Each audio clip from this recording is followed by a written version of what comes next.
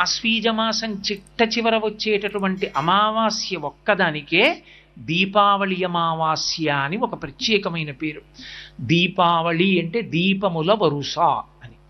అందుకే దీపావళి అమావాస్య నాడు ఒక ప్రత్యేకత ఉంది. మనం ఎప్పుడు స్నానం చేసినా లౌకికమైనటువంటి జలములతో స్నానం చేస్తే గంగే యమునే చైవ గోదావరి సరస్వతి నర్మదే సింధు కావేర్యౌ జలేస్మిన్ సన్నిధింకురు అంటాం. మొట్టమొదట గంగ పేరు చెప్పి ఆ గంగ ఈ నీటి యందు ఆవాహన అగుగాక అని అడుగుతాం.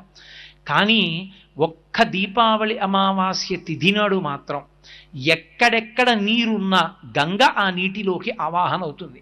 అందుకే తైలే లక్ష్మీ జలే గంగా దీపావళి తిథౌ వసేత్ అలక్ష్మీ పరిహారార్థం తైలాభ్యంగో విధీయతే అంటే దీపావళి అమావాస్య నాడు నువ్వుల నూనెలోకి లక్ష్మీదేవి ప్రవేశిస్తుంది, నీటిలోకి గంగమ్మ ప్రవేశిస్తుంది. ఎవరు దీపావళి అమావాస్య నాడు ప్రాతకాలంలో అసలు యథార్థమునకు మజ్జనం లేని స్నానం చెయ్యకూడదు. మజ్జనం అంటే తలతో కలిపి శరీరం మునిగితేనే స్నానం, లేకపోతే గౌణ స్నానం అంటారు. అన్ని వేళలా యథార్థానికి చెంబుతో నీళ్లు తీసి నేను పోసుకుంటాను అనకూడదు. నదీ స్నానం కానీ ప్రవాహ జలబల యందు స్నానం కానీ చెయ్యాలి. కానీ ఒక్క దీపావళి అమావాస్య నాటి ప్రత్యేకత ఏమి అంటే ఆ రోజున గంగాదేవి వచ్చి నీటిని ఆవహిస్తుంది, లక్ష్మీదేవి వచ్చి నువ్వుల నూనెని ఆవహిస్తుంది. అందుకే తైలాభ్యంగో విధీయతే, నువ్వుల నూనె ఒంటికి రాసుకుని తెల్లవారుజామున స్నానం చేస్తారు. దీనికి ఆ నూనె శరీరానికి తగిలితే అలక్ష్మీ పరిహారార్థం, లక్ష్మీ స్పర్శ చేత అలక్ష్మి పోతుంది. ఇక గంగా స్నానం చేత పాపరాశి ధ్వంసం అవుతుంది. భవాంగపతితంతో యం పవిత్రమితి వస్పృశు అంటారు వాల్మీకి మహర్షి రామాయణం బాలకాండలో.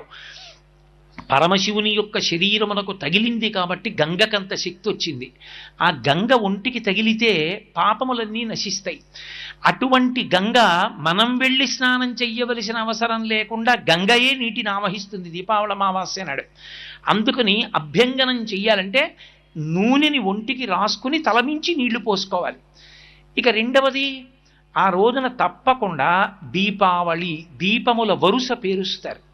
దీపములను పేర్చి ఆ దీపముల యొక్క కాంతిలో అలక్ష్మిని తొలగొడతారు. ఆ అలక్ష్మిని దూరంగా పంపించడం కోసం మేం వేద ప్రమాణాన్ని స్వీకరించి ఇవాళ తైలాభ్యంగనం చేసి దీపముల వరుస పెట్టి మేము లక్ష్మిని ఆవాహన చేసి ఆంతరమునందు జీవుడికి ఉన్నతిని బాహ్యమునందు లక్ష్మి యొక్క అనుగ్రహాన్ని పొందుతున్నాం అని చెప్పడానికి అలక్ష్మిని పోగొట్టుకోవడానికి పెద్ద పెద్ద చప్పుళ్ళు చేస్తూ వెలుతురుతో కూడినటువంటి వివిధ రకములైనటువంటి బాణసంచా కాలుస్తారు. బాణసంచా కాల్చడానికి కారణం నరకాసుర వధ వలన అని లేదు. దేనికి కాలుస్తారు అంటే అలక్ష్మీ పరిహారార్థం, అలక్ష్మిని తొలగొట్టడానికి, లక్ష్మిని నిలబెట్టుకోవడానికి చేస్తారు. పితృదేవతలకి మార్గం చూపించి ఇంట్లోకి వెళ్ళి కాళ్ళు చేతులు కడుక్కుని కళ్ళు కడుక్కుని ఆచమనం చేసి అప్పుడు లక్ష్మీ పూజ చేస్తారు. లక్ష్మీ పూజ చేసి ఇల్లంతా దీపముల వరుస పెడతారు. అలక్ష్మి పోవాలి అంటే, అలక్ష్మి పోయి దుఃఖమునకు కారణము శమించాలి అంటే పాపం పోవాలి.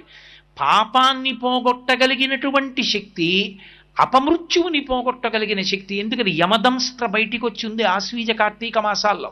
ప్రత్యేకించి అమావాస్య పితృతిథి, ప్రేతతిథి. ఆ కాలమునందు యమధర్మరాజు గారి యొక్క ఘోర విశేషమైనటువంటి కార్యాన్ని నిర్వహణ చెయ్యకుండా ఉండాలి అంటే పరదేవత యొక్క అనుగ్రహము ఉత్తరేణి చెట్టు యొక్క వేళ్లలోకి ప్రవేశిస్తుంది. అమ్మవారు ఒక్కొక్క కాలమునందు ఒక్కొక్క చెట్టులోకి ప్రవేశిస్తుంది. ఎందుకంటే లక్ష్మీ అష్టోత్తరానికి ప్రారంభమే ప్రకృతిం వికృతిం విద్యాం అని కదా. ఆవిడ పేరే ప్రకృతి, ప్రకృతి స్వరూపిణి ఆవిడ. ఆమె మనకి ఉపద్రవం ప్రకృతిలోంచి వస్తుంది, మనకి రక్షణ ప్రకృతిలోంచే వస్తుంది. అందుకే ఆవిడ వసంత ఋతువు ప్రారంభంలో వేప పువ్వు రూపంలో ఉండి రక్షిస్తుంది. అందుకని నింబసుమం అని ఆ వేప పువ్వుతో కూడిన ప్రసాదాన్ని పుచ్చుకుంటారు.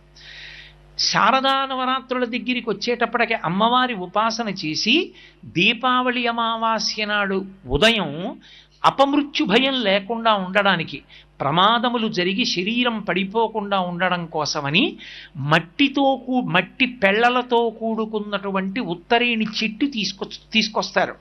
తీసుకొచ్చి ఇంట్లో పెట్టి స్నానం చేసేటప్పుడు సంకల్పం చెప్పి తలమించి నీళ్లు పోసుకుని తైలాభ్యంగనం చేసుకుని నీళ్లు పోసుకుని ఆ ఉత్తరేణి చెట్టు చేత్తో పట్టుకుంటారు. ఆ మట్టి మీద పడేటట్టుగా తిప్పుకోవాలి.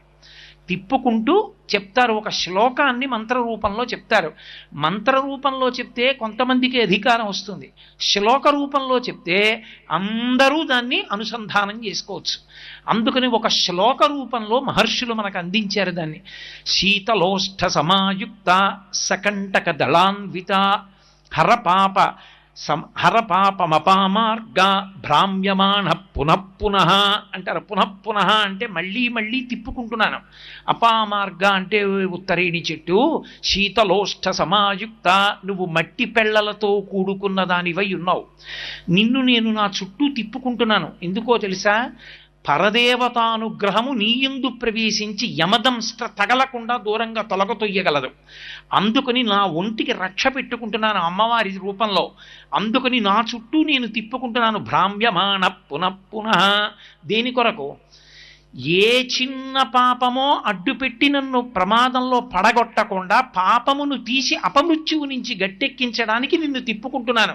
అందుకని హరపాపమపామార్గ, ఓ ఉత్తరేణి చెట్టు, నా పాపములను క్షమింపచేయి, నాకు అపమృత్యువు రాకుండా కాపాడు అని ఆ మట్టి పెళ్లలతో ఉన్న ఉత్తరేణి చెట్టు చుట్టూ తిప్పుకుని పక్కన పడేస్తారు.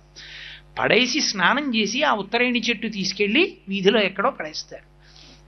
మనకి శాస్త్రం ఆశ్వీజ కార్తీక మాసములలో వచ్చేటటువంటి పెను ప్రమాదముల నుండి తప్పుకోవడానికి, బాహ్యంలో ముందు మనకి రక్ష చేకూర్చడానికి ఈ విధమైనటువంటి వ్యవస్థని చేకూర్చింది. ఏదో అర్థం పర్థం లేకుండా మూఢాచారాలు పెట్టారంటాం కాదు. అసలు అది అలా ఎందుకు పెట్టారన్న దాన్ని నువ్వు సహేతుకంగా ఆలోచన చేస్తే, ఋషి హృదయాన్ని తెలుసుకునే ప్రయత్నం చేస్తే, సావధాన చిత్తుడవై 4 గ్రంథాల్ని నువ్వు పరిశీలనం చేస్తే అది అలా ఎందుకు పెట్టబడిందో నీకు అర్థమవుతుంది.